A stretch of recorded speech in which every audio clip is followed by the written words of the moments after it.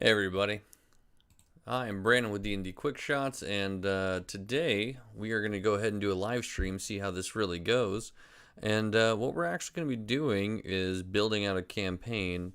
Now, the campaign that we're actually working on um, is going to be a brand new online one with me and some friends. So we already did a session 0. It's kind of the setup to just get an idea of what's going on. And that currently is actually already up and running. So nothing too crazy there. Now, I'll give you kind of a quick rundown of what each little session is. So Billy, over here, you'll see all the names that are going on. He is this bro lovier or bro lovier or bro lover. Let's go with that. So he's basically looking to be a mage that works with a lot of poisons. Now, obviously, that's a little bit, or not a mage, I'm sorry, a monk with a lot of poisons. So that's kind of a little bit weirder setup.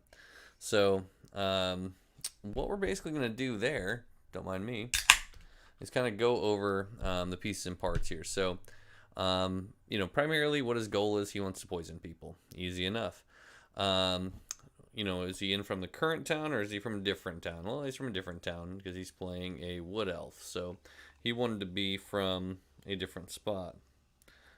So just a second. Clown shoes. I'll put that over there. So the concept of money, he has some idea of it is. Some wood elves obviously don't ever need it. He is a part of things that's constantly trading, so he sees a little bit more of it. He has a family heirloom that's like an alchemy kit, and he's joining up with this guild. Now, the entire campaign so far, I don't have anything planned. This is literally as far as I have so far. And the idea is that these guys are going to be joining up with a guild. Now, the guild itself, I've already told them, so I'll spoil it for everybody.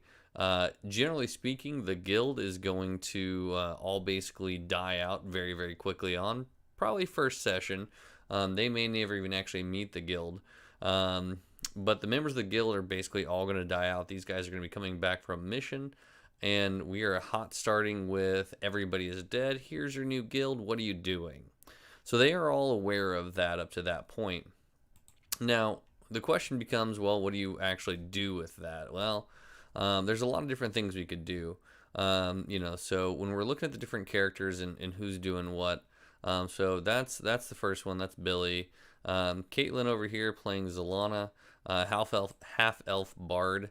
That one's gonna be pretty interesting. She's played a bard before. She likes to be the one to have ideas and come up with different pieces and parts. When you pop back over here, she's really, it's like, I got to be smart. I'm kind of above the law. Terrible guilt consumes me. I assume the worst in people. There's a lot of different pieces. Now, obviously, she's doubled up on these. Not really a huge deal. But that's the general idea here. So, before we go too deep, I do want to talk about running out D&D Beyond as a DM. Number one, it's fantastic if you don't do it.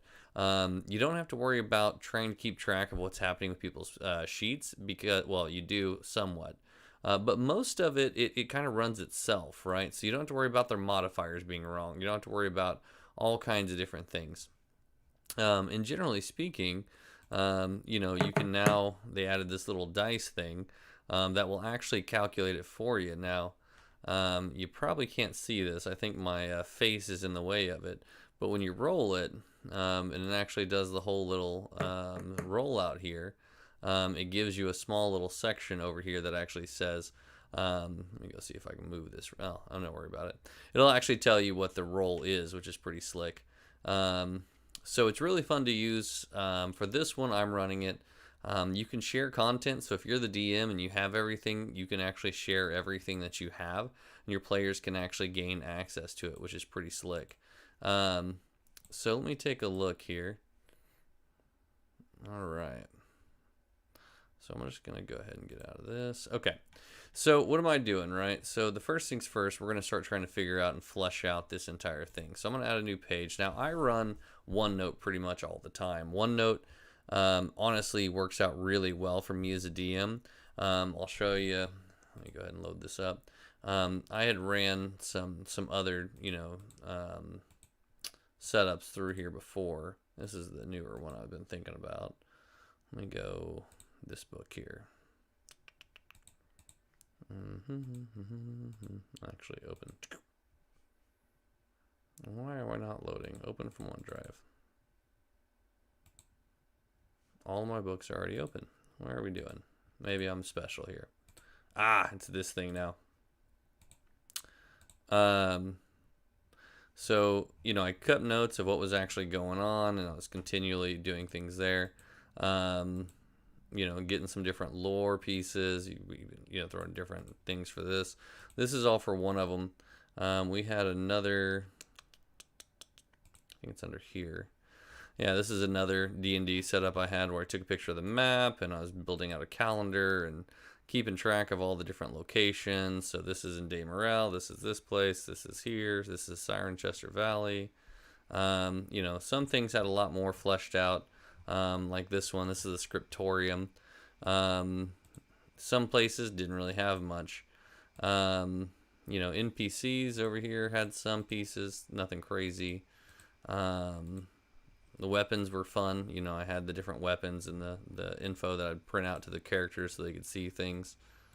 It's really fun. It gives you a good way to actually organize what's going on. Just different organizations and things. Young Friars, there's not really a whole lot there, but like Order of the Fate. They are chaotic neutral. This is where they're at. This is their assassins, what have you, right? And then this is a cool little piece of lore I actually sent over to the characters, that I actually was able to get it. This is a letter to a character. So there's a lot of different things. There's a book of prophecies that I gave the players once. So it's really cool just to be able to have your entire layout here. So I'm calling this one Biscuit Brothers Bakery and Fine Goods. And the reason for that is that the players ended up, let me get that here. I was reading this book and it was really cool. Is basically there is a guy who joins up this guild by accident, and everybody ends up doing a very similar thing, and he ends up taking control of it, and it ran out of a bakery. And I was like, oh, I like that idea that you can run a guild out of a bakery, and it's very unassuming, because if you're delivering goods, you're delivering baked goods. So I started thinking about it. That's where the guild idea came up from. Now, I don't think I'm going to run the exact same thing, but that's where the idea is coming from. So let's get to planning. It's a good soda. Here we go. So where do we begin? Well, the world. So what's going on with this world? I've had an idea. I think I'm not too sure yet. I found a really, really good Waterdeep map that was online. There's somebody who made it. I can't remember off the top of my head, but I've never seen one this detailed. So they have all the spots here, and they have literally, if you take a look at it, all of the different places here. There's an apothecary, there's wonders, treasures. They named everything, right? And then they actually put everything on the map as a whole. So S70. So what is S70? S70 there is the Hero's Garden. So that's this right here, right? So they did a whole lot of this stuff, and it's just, this thing is ridiculous. So I'm thinking about using this as a basic. I don't think any of my players have played Waterdeep of any kind. Now, there's obviously the D&D source books and the campaigns that are built in Waterdeep, and there's a lot of stuff there. So it's really cool. I like this one just because of the interesting things you can do. Like, the City of the Dead is really one of my favorite pieces. So there's basically inside the actual city, there is a walled off portion of everything. It's basically like a big graveyard, and inside that graveyard there's different tombs, different towers, and everything else, and that's where all the undead things are happening. The South Ward down here, there's a whole lot of different pieces, and it gives you kind of a rundown of how big things are, how it's set up, what the harbor is. This is just a fantastic set. So I've really been thinking I'm going to base everything on that. I don't necessarily have to call it Waterdeep. They just know that so far as the players, it's going to be a very large world.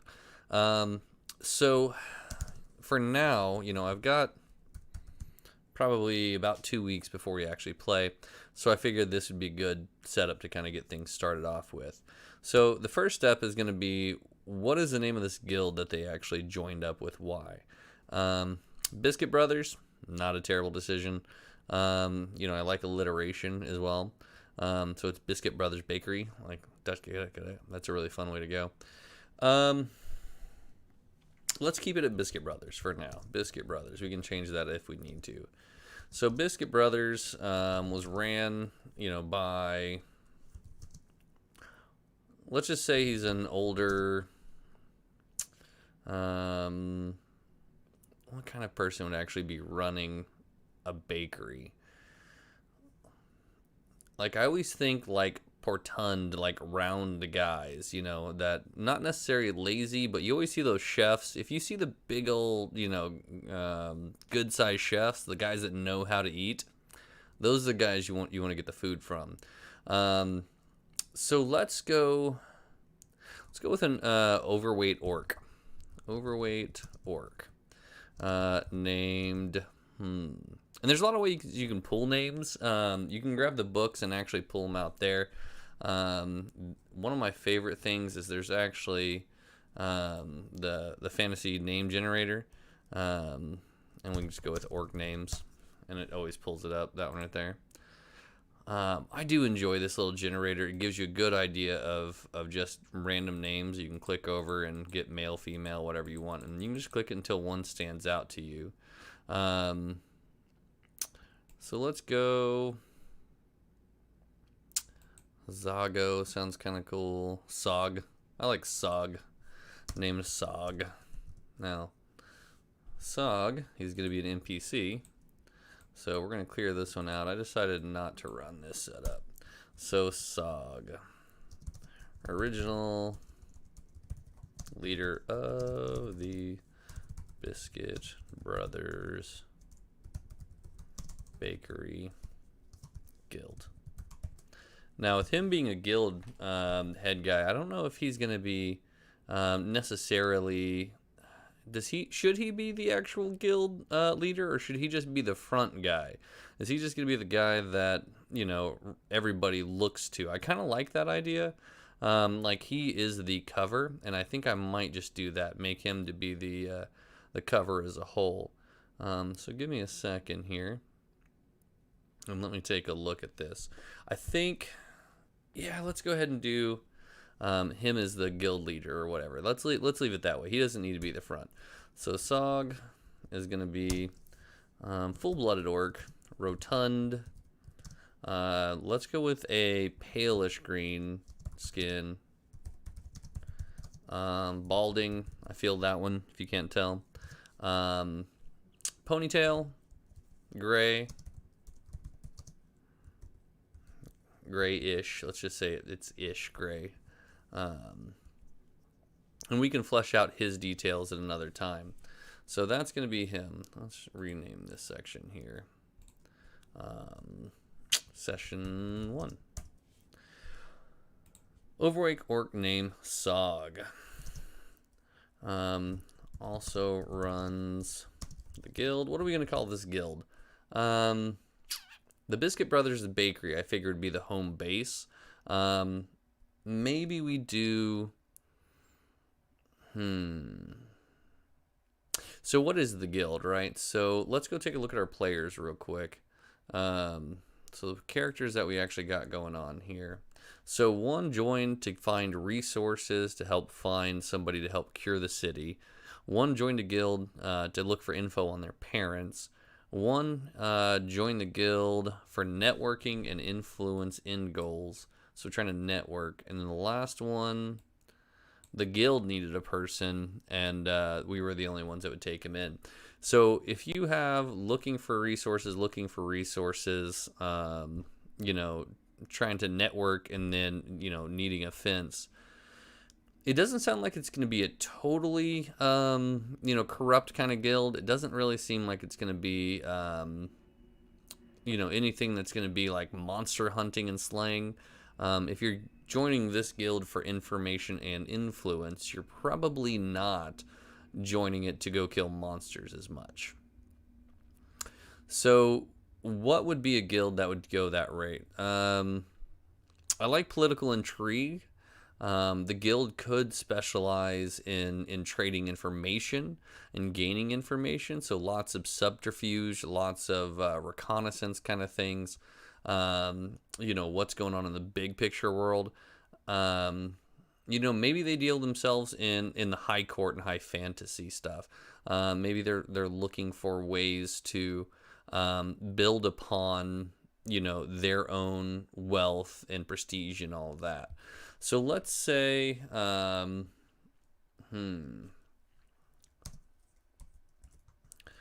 guild. It's gonna be all connections. Now, what did connections get them?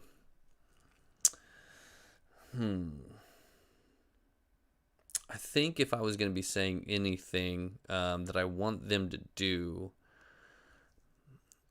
let's think about the first general mission. So let's say the 4 players, they were at a ball. So intro session.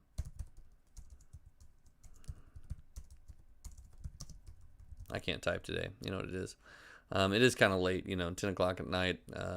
Just getting the babies down. You know how this goes. All right, so intro session. Players are at a let's say there's a ball at Archduke's Castle. I don't know who Archduke is yet. Archduke's Castle. What are they doing there? They were spying on information. They were looking for information. They were tracking down something. Tracking down. What would be really fun is that if one of the higher up royalties were tied to some kind of slave trade or mixed up in something that involved the risking of human life. So they're tracking down information on heiress to, let's just put her as a shipping magnate, Fortune, who has been possibly linked to underground kobold. No, not kobolds. Kobolds are meant to be abused in this kind of world. How about underground? What if they're actually taking humans? Possibly linked to human trafficking. And we can change human out if we need to. So they're trying to find information on heiress to a shipping magnate. Fortune has been possibly linked to human trafficking. Out of the dock ward. So they're trying to find information, right? So we'll set up the session. They'll be told that this is where they went. And they're out doing their entire thing. So that's pretty slick there. So when they come back, so players, let's say they don't receive a lot of get a lot of information. Don't receive a lot of info. Return after a few hours at the ball. Find headquarters, which is the bakery. So they're going to find the headquarters. Is it destroyed? It probably shouldn't be destroyed. Let's say they don't find it destroyed necessarily. They end up finding it. They found it pristine. They find it pristine. It's clean. It's crisp. It's actually cleaner than they left it, but empty. Okay. Looks like I'm back up. Hi, how are you? Hi. Bye. Good. Bye. All right. So for whatever reason, I lost connection for a half second. That was interesting.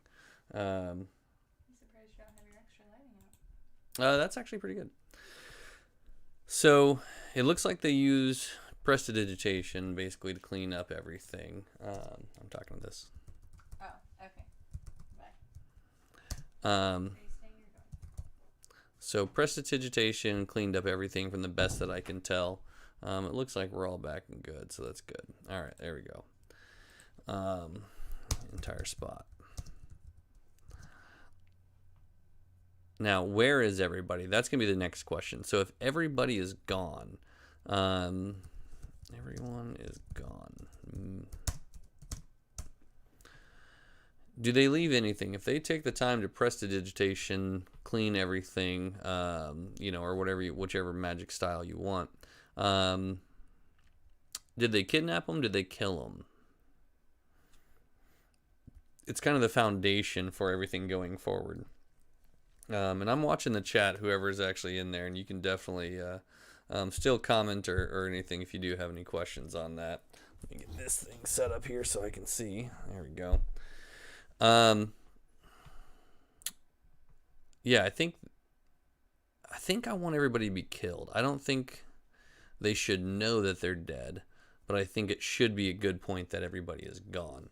So let's say everyone, they were killed in the spot, killed at the bakery. If they were killed at the bakery, there has to be some kind of clue, some type of clue left. I'm thinking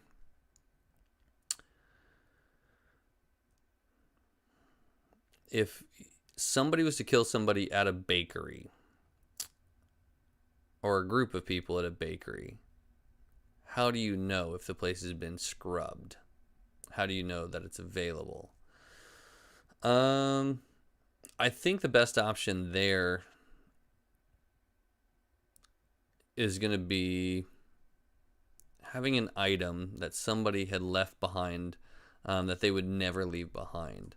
So an item left behind. So let's say Sog, right? So Sog is this orc guy. He's a big dude, always constantly making sure his food is taken care of, make sure the bakery looks good. What is it that he would have left behind? He probably would have left something to show that there was an issue.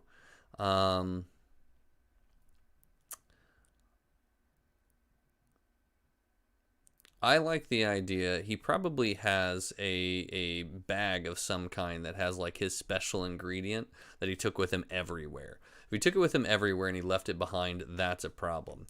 So, Sog left his specialty component pouch behind. He would never do that. Okay.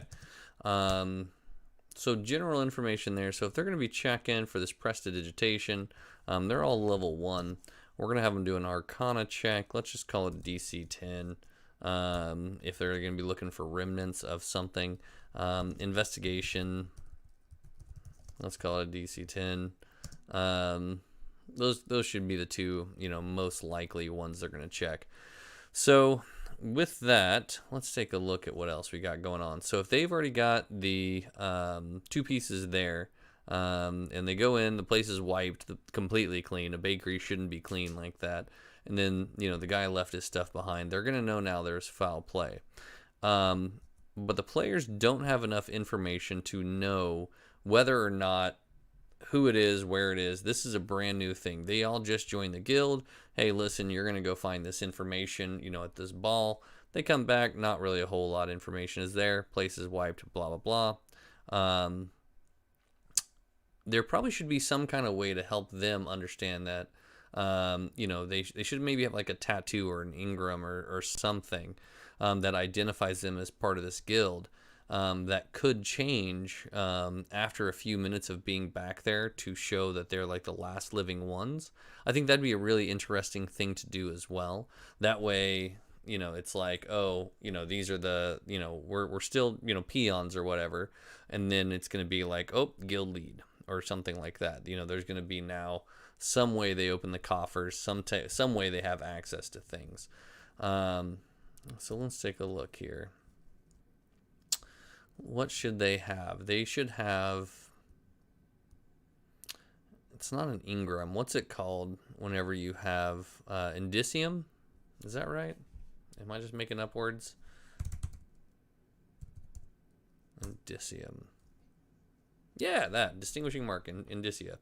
So let's say they have an indicium that they actually received when they signed up for the guild, the Biscuit Brothers Bakery Guild. It should be something like...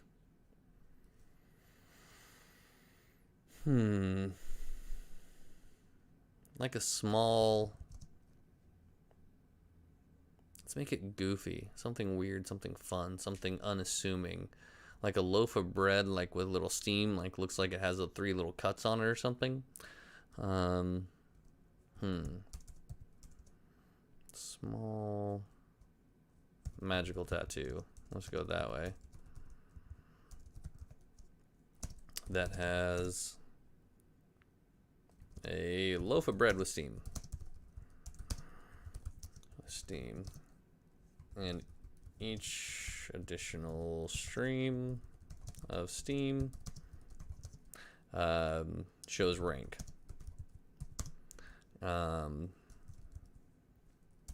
Senior guild member.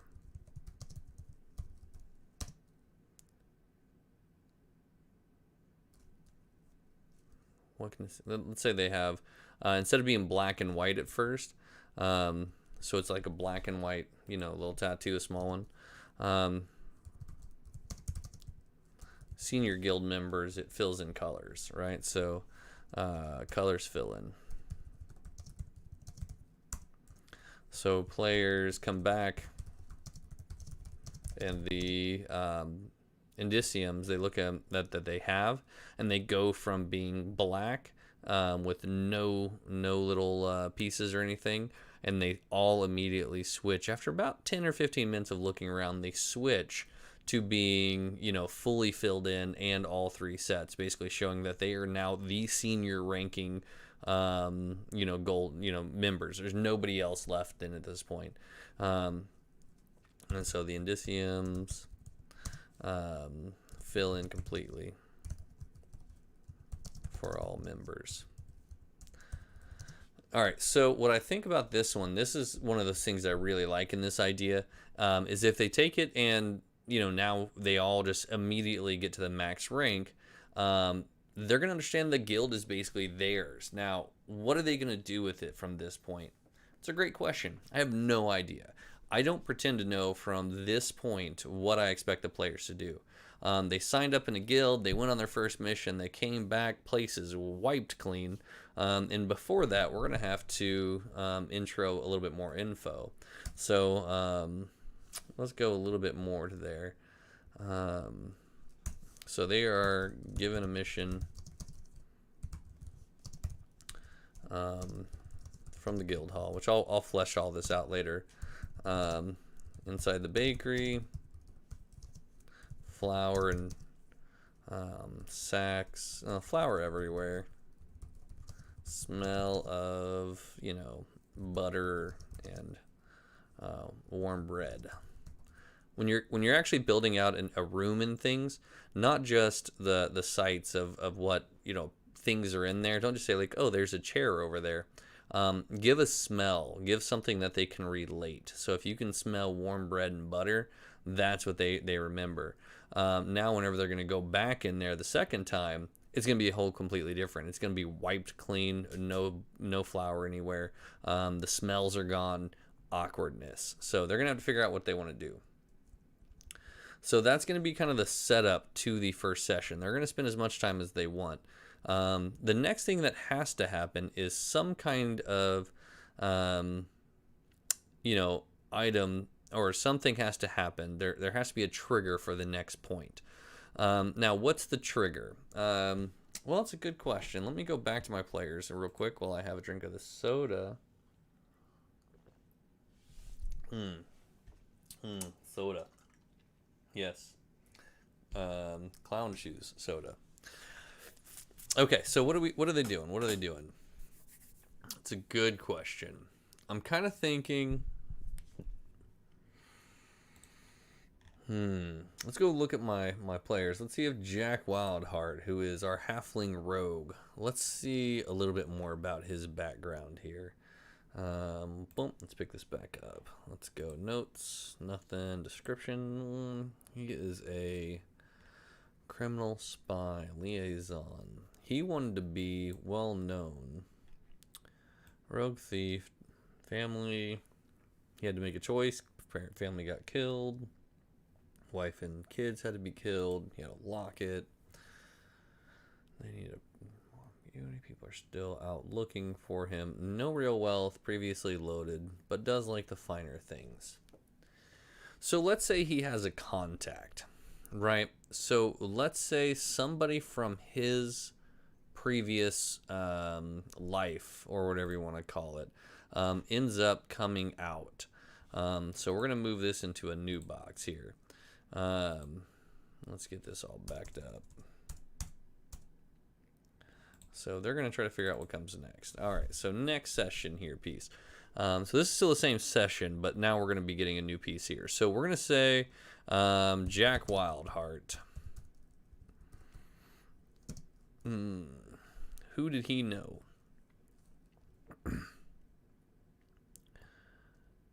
We're going to do his old mentor arrives. Who's his old mentor? If he's a Lightfoot halfling rogue, let's go see what we got. Let's go throw a new fantasy name. What do we want to do? Ninja, assassins, sylphs, sphinxes, sirens. What's fun? Let's do something outside the norm. Goblins, they get a little young, but I mean, not a terrible option. Let's do...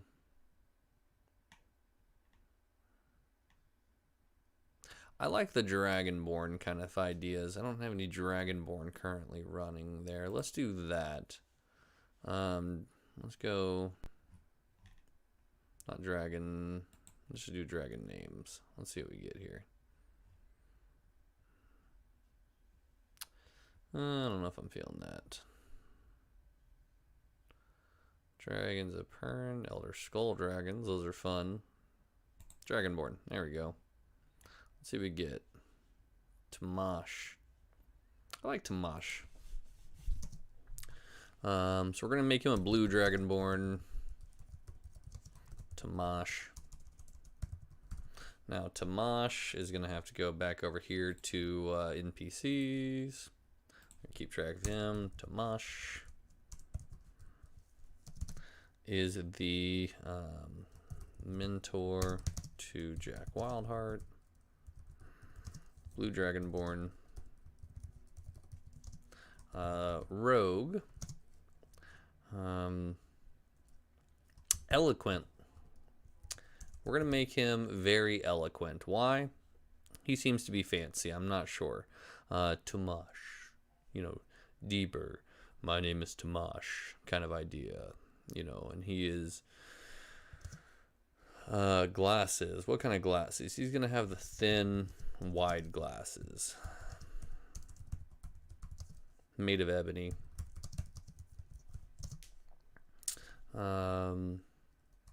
Very fine clothes.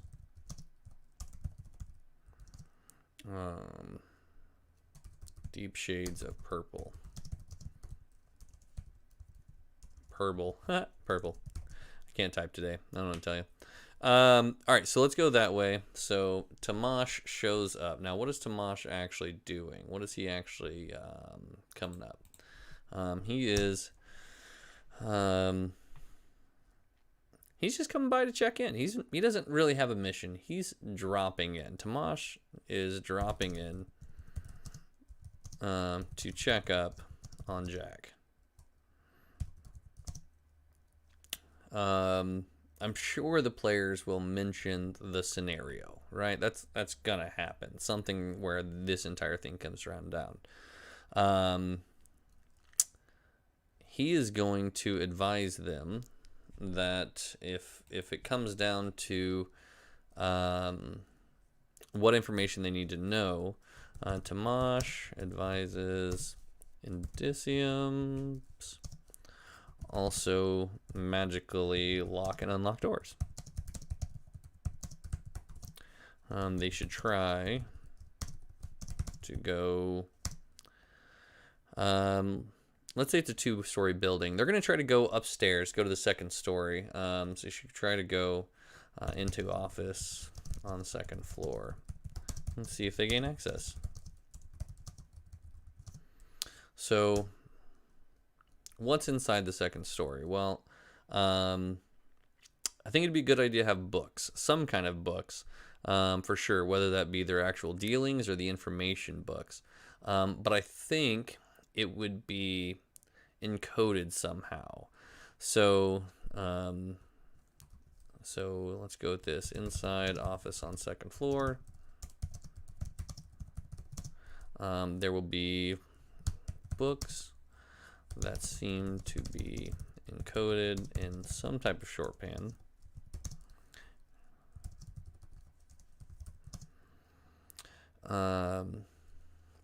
These players, will they be able to read it? I don't think anybody has any spells or anything. I don't think there's going to be a whole lot of magical options for reading, so it's going to come down to their experience. Well, 3 of the players for sure have no experience in this. Only Jack would have some kind of experience, but not necessarily with this guild. I would imagine each guild has its own versions of coding so that they wouldn't be able to transcript information back and forth. So if your book gets taken, not everybody can see it. So it's encoded in some type of shorthand or code that players, they just don't understand. Players, they don't get it. They don't know what it means.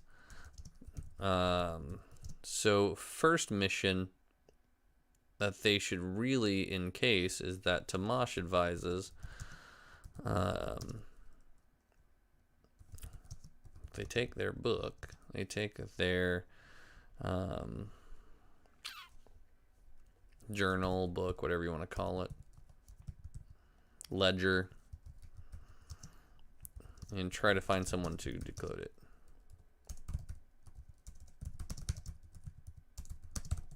Okay, so that's part 2, right? So this is after Tomas shows up. All right, so this is going to be part 1. This is going to be part 2. Now, what's going to be part 3? So part 1, part 2 is just all set up at this point. Part 3, let me go ahead and fill these out so I know what's going on. Part 1, whoa, caps. And let's make this part 2. So part 3, what happens here? What goes on? So they need to find someone who can they know can decode it, but they don't know anybody. The only person who knows somebody is Jack. So who is Jack gonna know? Well, let's go take a look at our map. Maybe there's a building we need to go look at. Waterdeep map. All right, so let's see. Where do we want to go? Probably not the C word. Where are we going to be based at? Let's say they are based in... Let's go look at the southern ward here. Yeah, let's say they're in the south ward. Let's say they stay in the south ward for now. Let's just get it. I kind of like the Jade Dancer here. That one.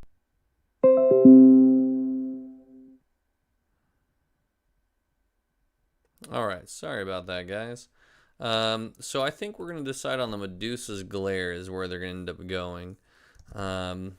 So what is the Medusa's Glare, right? There's a lot of pieces and parts that could be. But either way, that Medusa's Glare is in the south ward. We know this at this point.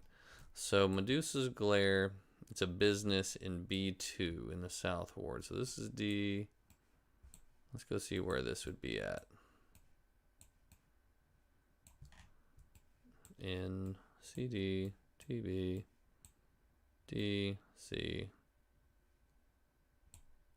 What did I say this was?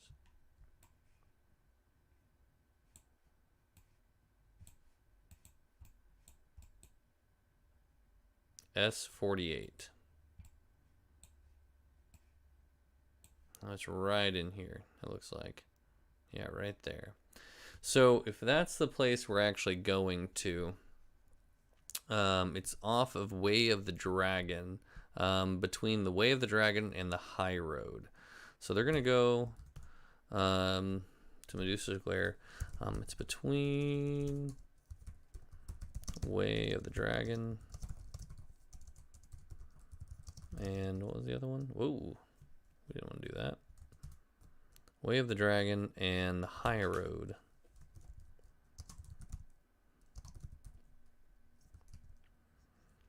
So they're gonna have to go down there. All right, and then S48, S47.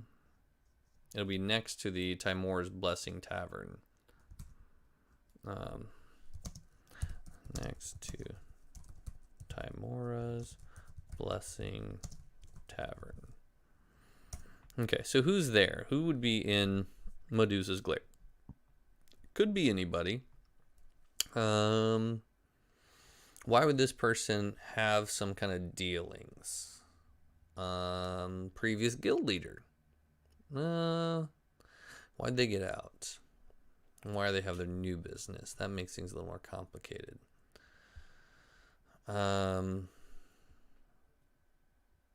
Medusa, snake-like lady. Do we want to keep that kind of turned up? We could do another orc. We could actually make it the sister of Sog. Ran by Sog's sister. And who is Sog's sister? Well, Sog's sister. Let's go over here. Oh, we dropped it. We closed it. Fantasy name generator. It's running by a sister. She's got dreadlocks with, at the ends of them are spikes. Let's go pull that back up here. So orc names.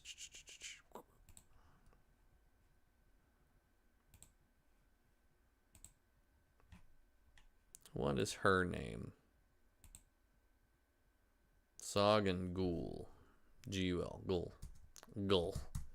We don't want that one. We want this. So Sog sister Ghoul. And we're going to put this over here in NPCs.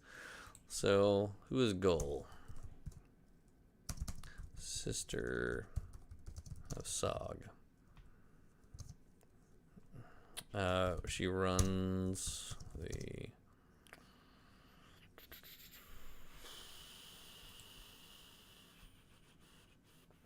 She runs Medusa's Glare. Yeah, I like it.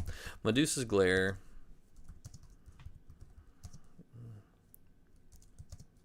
And that actually is going to be a adventuring arm of the same guild. How about that? That's an idea, because like Medusa's Glare, Medusa obviously turned people to stone, and it's extremely dangerous. That's going to end up being the sister, section of this guild set, literally ran by the sister. So it's kind of a double. That's kind of fun. Ran by sister. Well, we already got sister there. So she is same palish green. She also has, she's got dark black hair with snake-like spikes attached at the end of tight wound braids. Her eyes are silver and dark. So they're silver and cold. Very, very AFI right there, from a fire inside. It's silver and cold. Alright, so that's a fun way to do that one. So now that that's the sister, and we know that that's the sister, this is the other arm. So this is the adventuring arm. The arm of the guild.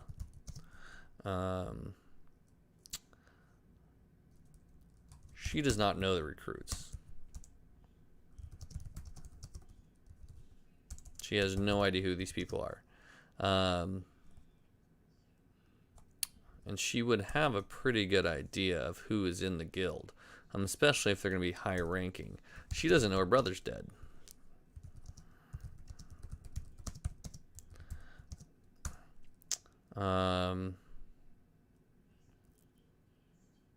Is she willing to help?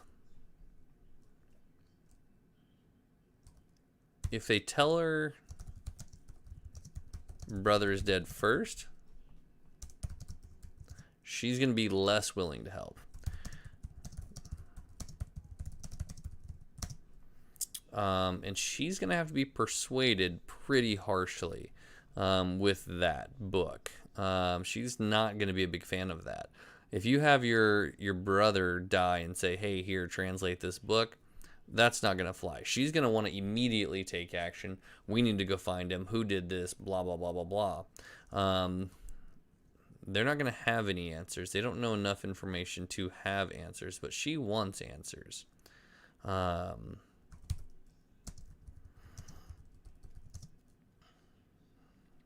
They are spy crafts.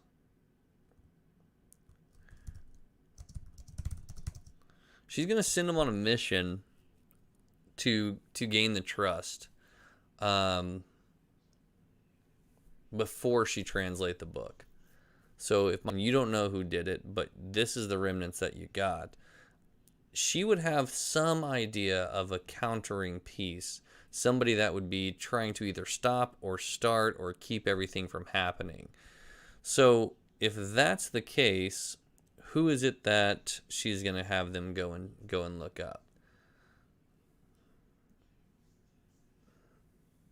Who would be wanting to disrupt the flow of information from this guild? That's really the question. Send them on to find who is disrupting the guild. So who is disrupting the guild? Why would they be disrupting the guild? How would they do it? Well, killing everybody in the information arm, that's pretty effective. That's going to slow down the roll of everything very, very quickly. So is it a rival guild? A rival guild? I don't think that would be...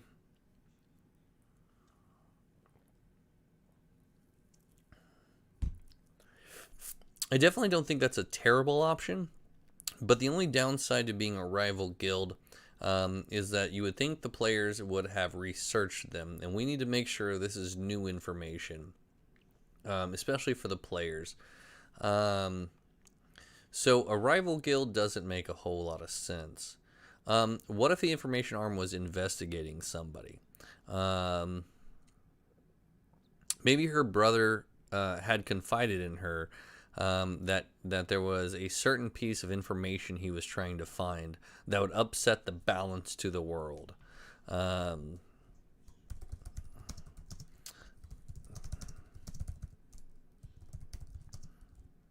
could possibly upset balance to the city. Let's not say the world. Let's go with the city. Who is it in the city that is the problem?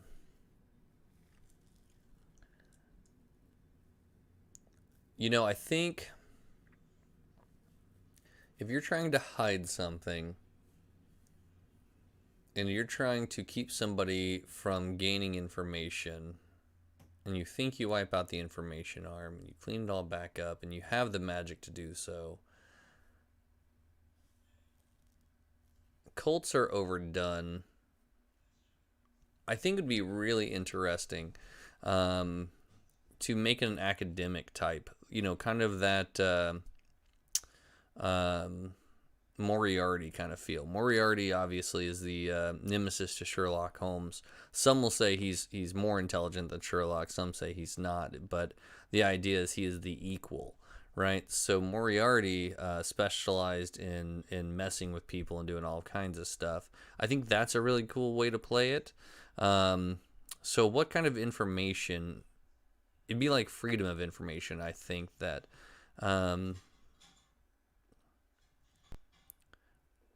clerics let's go with clerics. Let's say there is an organization of clerics or something similar that worship a certain god. Let me flesh this out. Organization, clerics worshiping certain deity in public. Let's say he's the right hand. Let's say the organization of clerics. Let's say lead cleric or lead deity or whatever. Let's go cleric. Is the right hand of a prominent figure. Let's not go all the way up to like the ruler of everything. It's kind of managed by a group of individuals. Let's say lead cleric has a seat on the council that controls all trade in and out of the city. So it's just a cleric that's on the seat of this council of trade, right? Nothing too ominous, you would think, right? What is it that he would be doing that would upset everything? So maybe he's the one trading in human life, right? So he's the one that's actually organizing the in and out of the human trafficking. He's this cleric that is this godly, righteous, fantastic, everything should be done holy and blah, blah, blah. But he's actually kidnapping and sending out his slaves. He is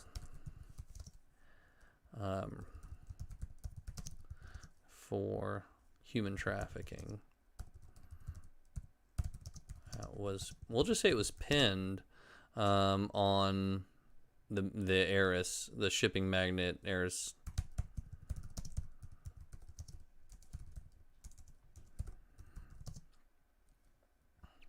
How is he doing it, right? So part 3, this is where gaining information is. So part 4.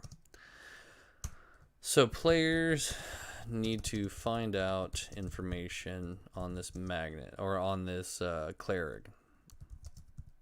How are they going to find out information? Who has the information? So Sog, how is she going to send them on this cleric, actually? So she is going to go through, she knows he was looking up information on this. Maybe there's a certain symbol. Maybe there is...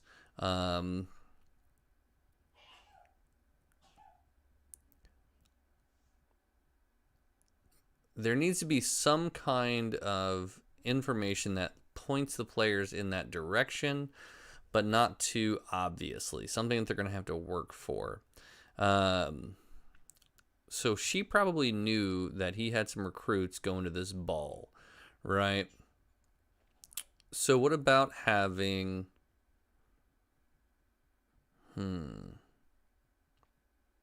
I think if you were to take the sister and have her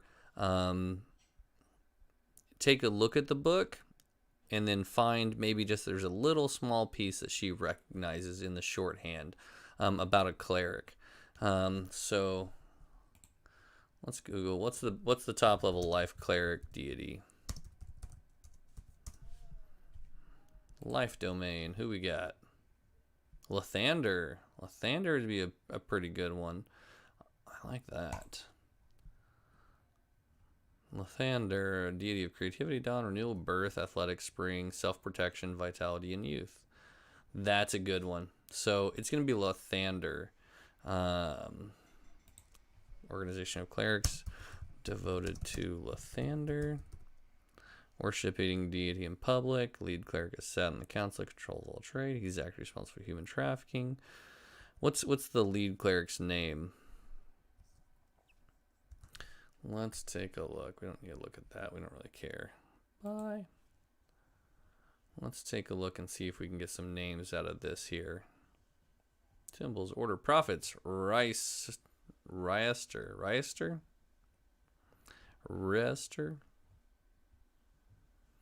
Let's go with just Riz. or rise. Let's go with that. Rise is what he's going by. So NPC rise. Cleric. Ooh, can't spell today. Cleric of Lysander. Ooh. Where did we say? Did we put a location for where that person is? Why do I keep shifting? Lysander. Sorry. Lysander's from Red Rising. That's funny. Lysander.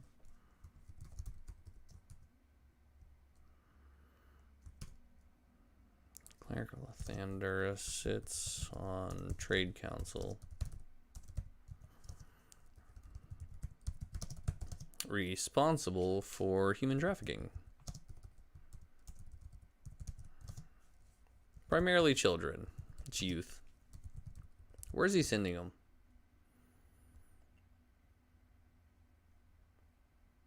You know, the players probably won't ever find out. They wouldn't even know where he's sending them. We'll come back to that. Okay. So let's get back to the session. So the players need to find information on this cleric. What is Lathander's, what is his symbol? Lathander,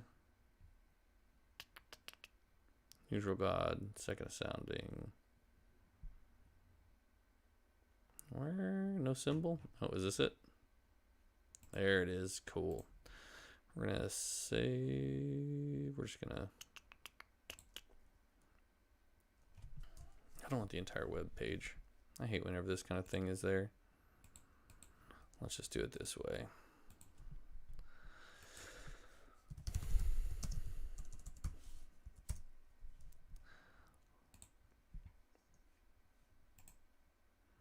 Okay, copy image. We'll pop back over here. And then we're going to go. We'll just put it down low here.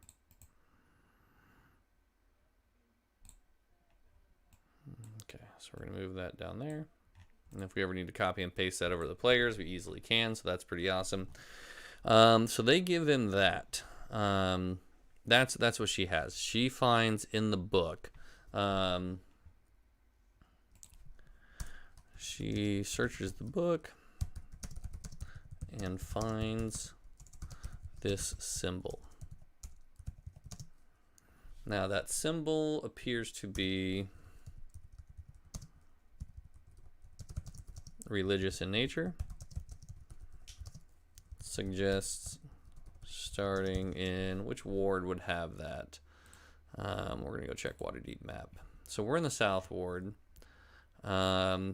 Deepwater Harbor is probably where everything's actually going out. That's going to be this. It's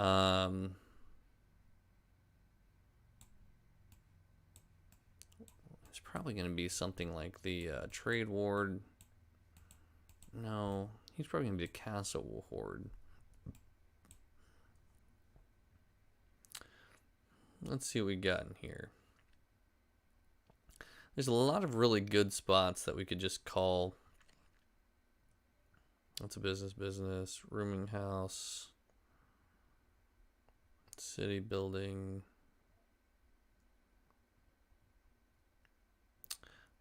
Will you just call it the Pantheon Temple of? No, because they need to research it. They don't need the exact, 'cause they don't know. So castle's probably not going to be it. C's not going to be it. Villa's too high end. Maybe someone. They may be able to get more information on. They can just take it to the League office in the Trade Ward. That's going to be the suggestion. Take it to the League office in the Trade Ward. League office. Trade Ward. All right. So they need to find information on symbol found in their book. So they're going to go to the League office. So this League office, what do we know about it? League office is German tacos, praise the sun. What up, buddy? Hi, Wiggles. Um, Let me take a look. I think if they go to the league office, I think a really interesting piece of that is that they're gonna have to present their indicium. So they're gonna kind of walk in. I'm expecting it to be very closed. Kind of a dark and dingy. Not really set up for like a high level setup. This is one of those places where you go and meet other members of other guilds for not really good reasons. It sounds all super high end, but in reality it's the exact opposite. This is where duels are made and everything else. Let me take a look. So dark and dingy, and I think if they go to the league office, they have to present their indicium.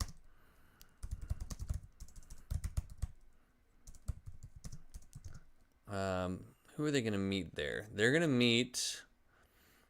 go meet at High Elf. What High Elf are they going to meet? Let's go find our name generator here again. So fantasy names, High Elf. No, High Elf? What is this? Let's go elf names.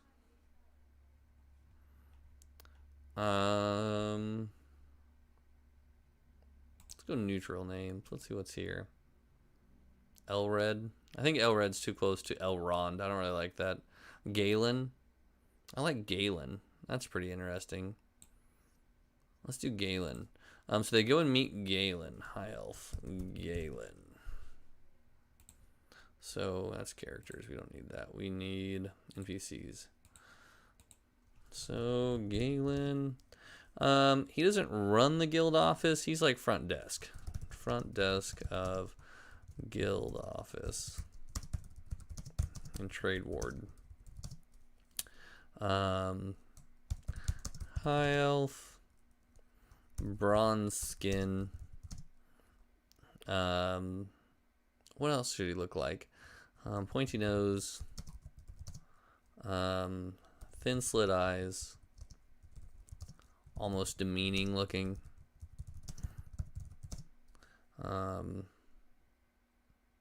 What's his demeanor? He would probably be very haughty. Alright, so they'd have to go meet Galen. Galen is going to give them... they're going to have to present their indiciums to Galen. He's going to have more information on everything, but just enough to be sketch. So Galen is going to be there saying, okay, let's see. Once the indicium is presented, oh, that's fun. With them taking over lead position of this guild section, maybe he has paperwork they have to do just because. Right, that's how the guild office works. The league office works. You've recently ascended into this new position. Now you have to fill out the paperwork to go with. So newly ascended position, they need to fill out paperwork. What kind of paperwork?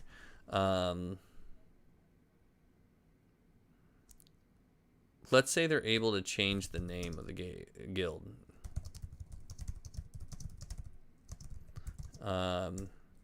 Able to change the registration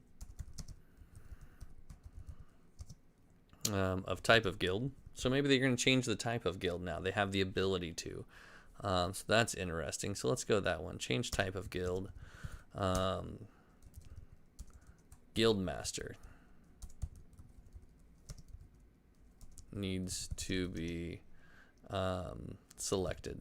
So this is where they're going to show up. This would be really fun. So you got 5 players, all have been attended to the top level of this guild all of a sudden after being brand new in it. And they get over here to try and get this information, and the guy's like, nope. Your guild information is now incomplete. Before you can do business, you must fill out this paperwork. And they're going to be like, damn. So they need to change the name of the guild. Or they're able to change the name. They're able to change the registration for the type of guild, the type of business that they're actually handling. And then the guild master spot is vacant.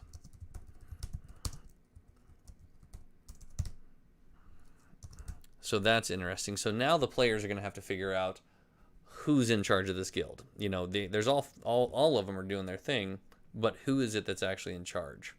That's a great question. So once they actually figure out that, and I'll leave that completely up to them. Once figured out, once info is completed, now they're able to actually, put out the rest of the information. And he is able to tell them that the symbol belongs to Lathander. Is able to advise symbol belongs to Lathander. Currently, he is known to be worshipped where? I have two of these open. Where is he going to be worshipped? Lathander is going to be worshipped in the Sea Ward.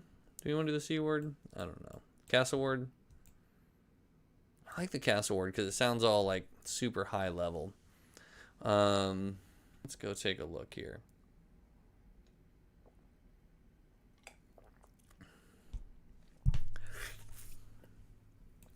So maybe the players don't know anything about.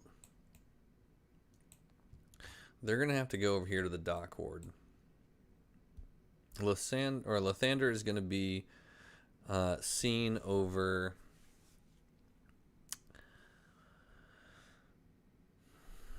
What looks good here? I kind of like the Soaring Pegasus Tavern. Let's see. Do we still have Lathander up? Morning Lord. Reincarnation Dominator, the Nether God of the Sun. Here's the temples in Evening Stars and Daggerdale, Waterdeep. Grand Temple, Spires of the Morning. So he's actually in Spires at the northern spur of Mount Waterdeep. So he's in the Spires of the Morning. So let's go see if we can find the Spires of the Morning on this map. That's got to be either in the north or something. Spires of the Morning. And if anybody else sees it first, let me know.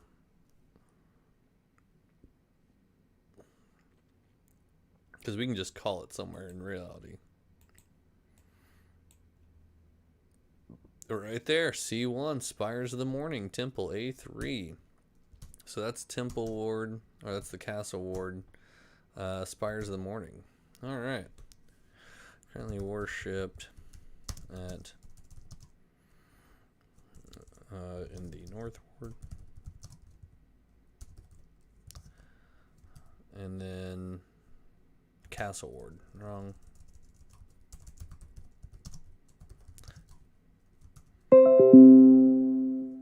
Spires of the Morning.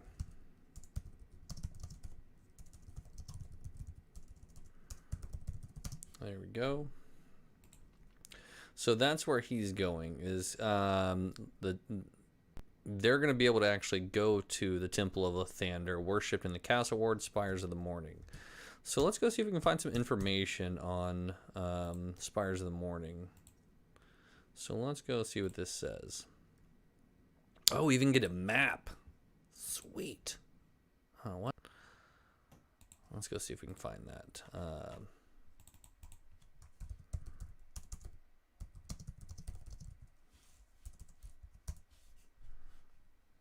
Boom. All right. I like it. I like when I get good maps.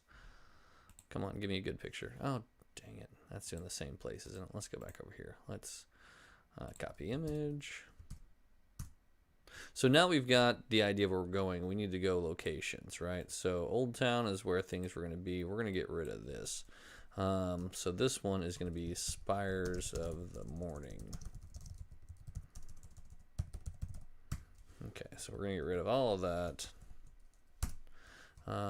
Temple to Lathander. Let's get this picture in here. Boom. So if we ever need to copy and paste that and throw that back to the characters, we can easily do that. So that's really cool though. There's like the Great Hall would be a good spot. They'd be able to do things. There's all kinds of little things they can go and visit in here. So it has the chapter house of the Esther, Dawn Tower. I like it. So that's fun. All right, so let's go back and go take a look here. So we're going to get rid of that. I don't need to do that. Ooh, I guess we could take that picture and copy it too. That's a cool picture to send over. Let's copy that image too. So by the way, DMing, don't make your work too hard. You don't have to make every map on your own. You can easily just copy and paste and do what I'm doing right there. So the information's all out there. It is fun to just be able to take and pull things as needed. What is this? Castle Direct. Oh, this is a cool thing. Side note. Oh, it's gone. Oh, that sucks. All right. So let's go back. Get rid of that then. Delete. Okay, so back to session 1. Castle Spires of the Morning. So what information they have it? They know that it's the image of there and that they're in the book. That's really the only 2 pieces that they know, and that the guy died. Okay. So if I was a player, where would I take this? I mean, I'd probably just try to head straight there. That'd be my next thing. Like, I got to go there. Now, they're going to be in the League office, and they need to go to this temple. So what's kind of travel here? So this will be the first place where we're actually going to be traveling. So let's go take a look at our image here. So Castle Ward is going to be all the C's here, which I think is actually down south.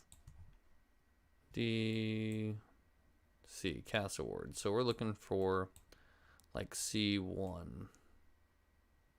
There's C3, C5. So it's going to be C1. Here it is. That's where we're at. We're off Jolthon Street. And then the location where they're coming from, the League Hall. Where did we say that was? The north?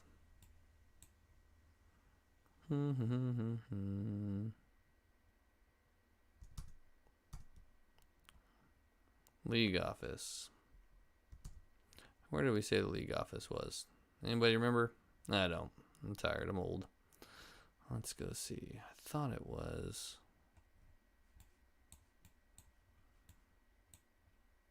over here.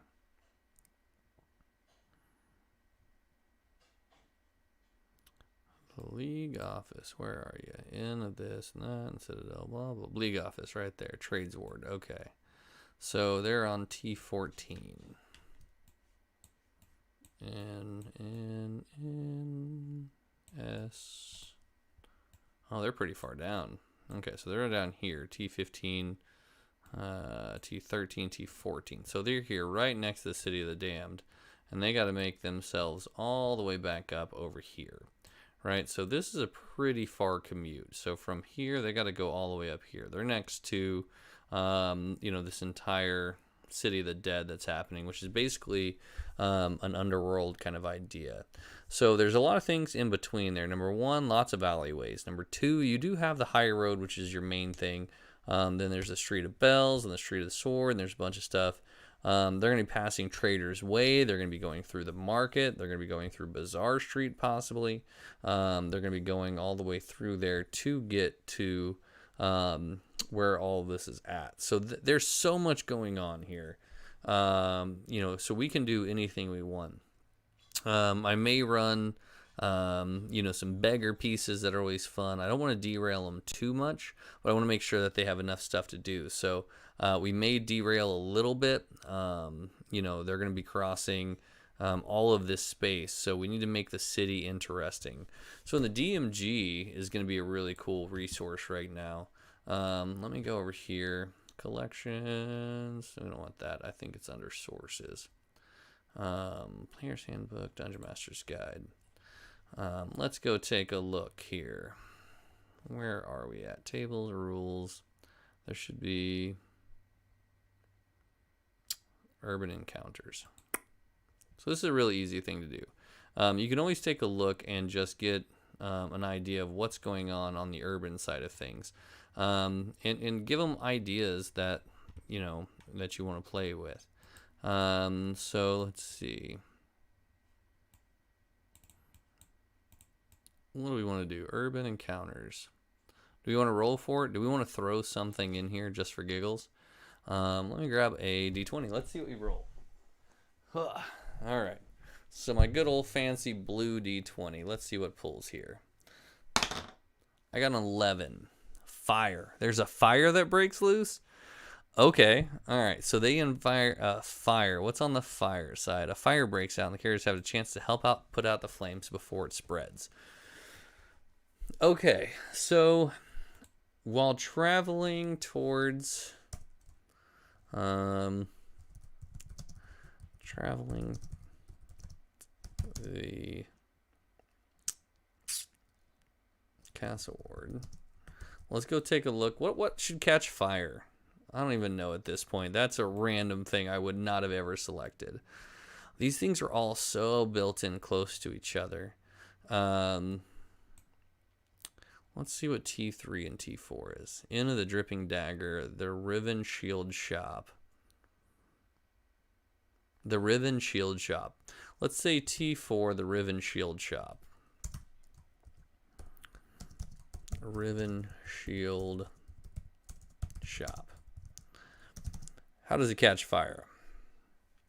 I like the idea of a disgruntled individual. There we go. I don't know why we keep cutting out, but I'm going to hardwire real quick.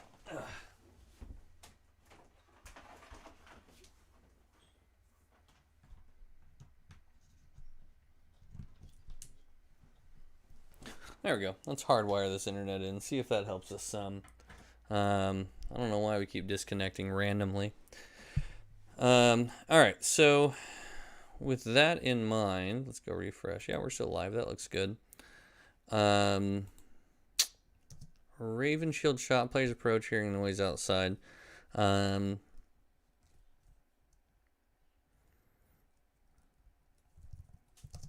know what they see? They see a disgruntled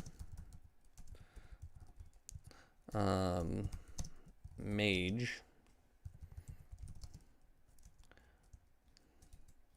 Dark hair. Slurring speech. What's he screaming?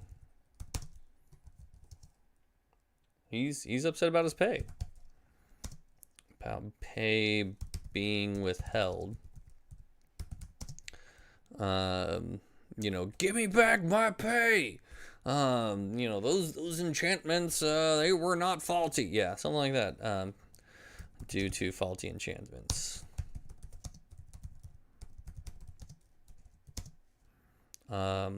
We're going to give the players about 30 seconds.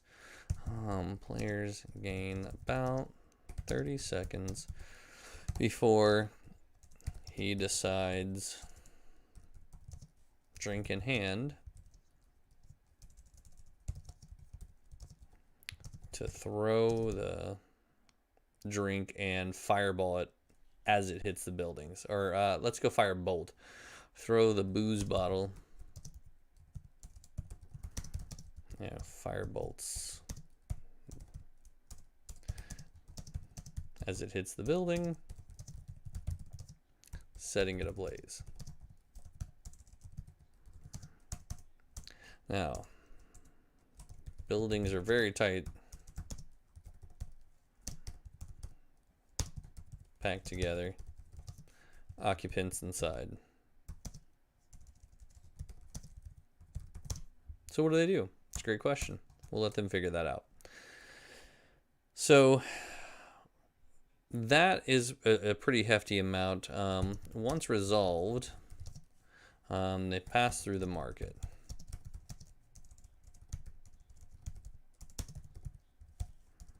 On the way towards Lathander's Guild Shop, the Spires of Morning.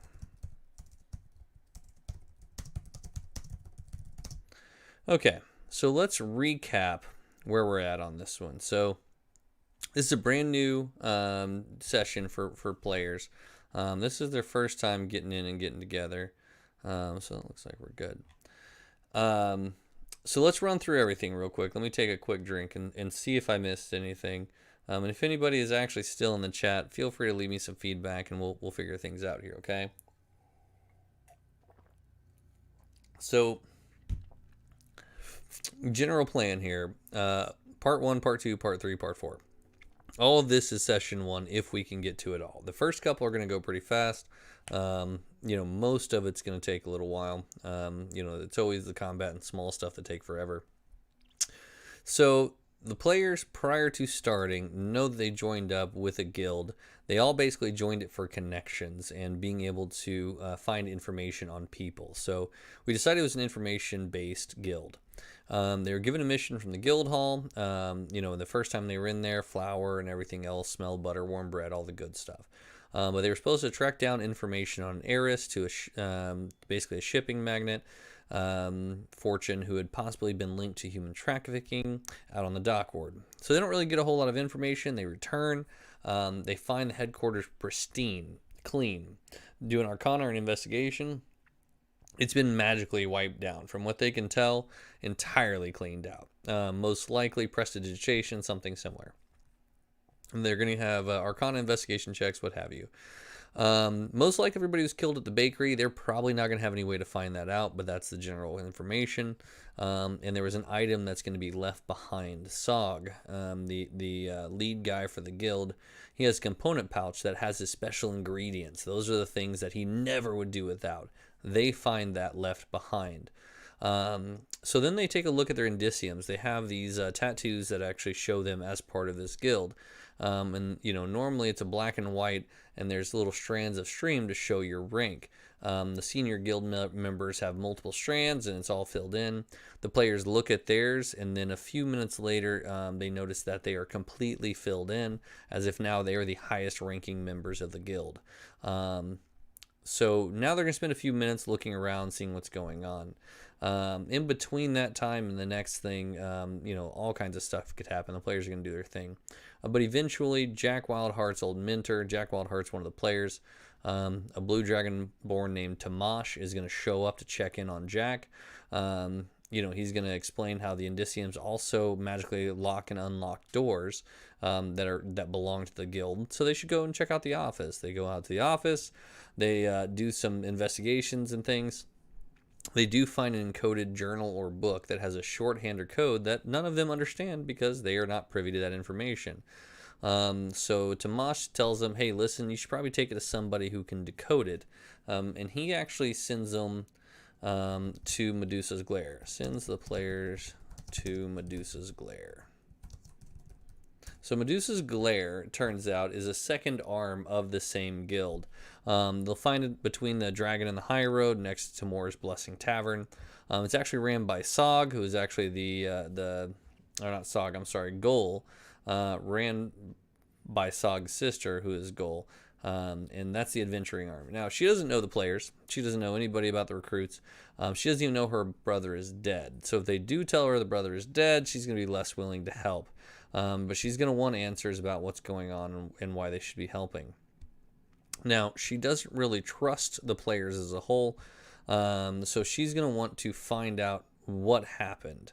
So she sends them basically on a second mission to find out who's disrupting the guild, what's going on. So she takes a look at the book, finds out that it is a symbol in there that's religious in nature. She says maybe you should take this to the League office in the Trade Ward, and they do.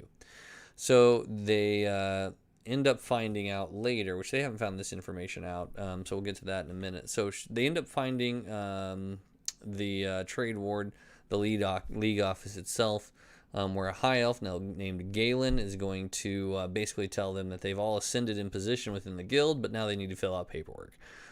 Within that guild, they're able to now change the name of it, change the registration type. Now they have to choose a guild master as that spot needs to be selected. So it's going to have to be one of the players. So that's an interesting little twist. Once they get it, they're able to give them information that, hey, this belongs to Lathander, who's in the Spires of Mornings. Now, with a travel, we actually did a random roll, found out something's going to start on fire, which we're going to decide on is the Riven Shield Shop. So they're going to hear noise from patrons outside the shop. They see a disgruntled mage, slurring speech, all the good stuff. Basically it's going to end up throwing a booze bottle with a firebolt, setting the building ablaze. They got to figure out a way to put it out. Once they figure out that, they're going to start making their way towards the Spires of Morning, which is where the Lathander entire group belongs. So this is everything that's kind of leading up to the first session. Everything past that, we'll figure out. This is just session 1 kind of lead up. So I expect we may get to the market. By the time we get to the market, they'll do their shopping if they have any gold. They're going to look for information, possibly. There's a lot of things they can do before they get there. But this is my general outline for the first session of this new campaign. So there's a lot of stuff going on. I am excited to see what happens for the second session. I haven't got it planned out. I don't like to go planning too far ahead, and I always want to make sure that I'm giving the players enough leeway and I'm not just driving whatever I want them to do. These are assumptions based on not having a lot of information. Now, each session going forward, it's going to be the players choosing what they want to do and trying to figure out their next couple sessions and their next couple steps. But this is how I normally plan my sessions. Now, a lot of people plan different ways. This is what makes sense to me. So take a look. Let me know if you guys had any questions. Like or subscribe. German Tacos, thanks for the praise for the sun. Definitely have yourselves a great day. Thanks for watching D&D Quick Shots.